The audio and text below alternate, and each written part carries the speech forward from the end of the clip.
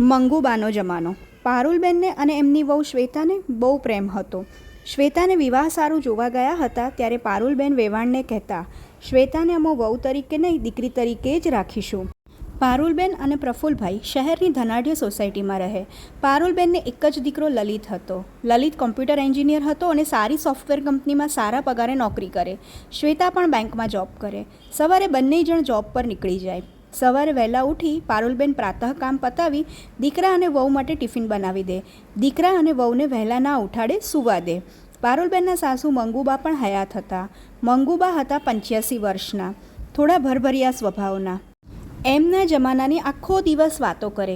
મંગુબા કહેતા, અમે કૂવેથી પાણી ભરવા જતા, દોરડાના છેડે ઘડો બાંધી કૂવામાંથી પાણી ખેંચતા, 2 બેડા માથે મૂકીને લાવતા, કપડાં ધોવા ગામના નળ હોય ત્યાં ધોવા જવાના, વહેલા ઉઠીને ઘંટીમાં દરણું દળવાનું, ચૂલા સળગાવતા, રોટલા ટીપતા, આખો દિવસ કામ. બપોરે એમને ખેતરમાં ભાતું આપી આવવાનું. બહુ જ મહેનત મજૂરી. તમારે સારું છે, રસોડામાં જ નળ, ગરમ પાણી માટે ગીઝર, ફ્રીજ, ટીવી, આવું કશું જ અમારા સમયમાં ન હતું. ગરમ પાણી માટે ચૂલા ઉપર તપેલું મૂકીને ગરમ કરતા, ઠંડા પાણી માટે માટલું રાખતા. પહેલાં ગામડામાં ઊભા ઘર, ટીપોઈ, ડાઇનિંગ ટેબલ કશું નહીં, નીચે બેસીને જમવાનું. મહેમાન ખરા બપોરે આવે તો પણ જમવાનું બનાવી દેતા. કુદરતી ખોરાક જ ખાવાના. ઘરનું દૂધ, ઘી, છાશ. શિયાળામાં ખેતરમાંથી લીલું લસણ લાવતા. રોટલા, ગોળ, ઘી, અડદની દાળ અને બાજરીના રોટલા હોય, કઢી અને રોટલા હોય, સાથે વઘારેલા મરચાં હોય, છાશ હોય. 1 રોટલો સવારે, 2 રોટલા બપોરે. દાળ ભાત તો 15 દિવસે કરતા. મહેમાન આવે એટલે શીરો, લાપસી. લગ્નમાં તો મોહનથાળના ચોહલા 5-6 તો આરામથી ખાઈ જાય. બીપી, ડાયાબિટીસ કશું નહીં.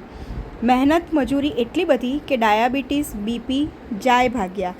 અત્યારે કામવાળી કામ કરે, વહુઓ શરીર વધારે, પછી ચાલવા જાય. એના કરતાં ઘરનું કામ કરો, શરીર પણ વધશે નહીં, પૈસા પણ બચશે. મંગુબા નવરા પડે એટલે જૂની વાતો ચાલુ. પારુલબેન કહેતા, બા, તમારા જમાના જેવું અત્યારે શક્ય નથી. અત્યારે ફાસ્ટ લાઈફ થઈ ગઈ છે. તમે પહેલાં માટીના વાસણમાં જમવાનું બનાવતા, અત્યારે સ્ટીલનો અને નોનસ્ટિકનો જમાનો છે. પહેલાં સાસુ સામે વહુએ બોલાય નહીં. પહેલાં વહુઓ વિચારતી કે સાસુ કેવી મળશે. આજે સાસુ વિચારે છે કે વહુ કેવી મળશે.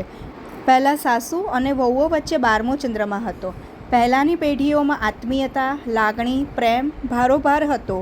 આજના જનરેશનમાં ભાગ્યે જ આત્મીયતા જોવા મળે છે. પ્રેમ, લાગણી, આત્મીયતા હવેના જનરેશનમાં ક્યાંય જોવા મળતા નથી. પુસ્તકોમાં અને વાર્તાઓમાં જ જોવા મળે છે. જેમ સમય બદલાય તેમ જમાનો બદલાય. મિત્રો, સ્ટોરી ગમી હોય તો શેર કરજો, ચેનલને સબસ્ક્રાઈબ કરો અને વિડીયોને લાઈક કરો. ધન્યવાદ.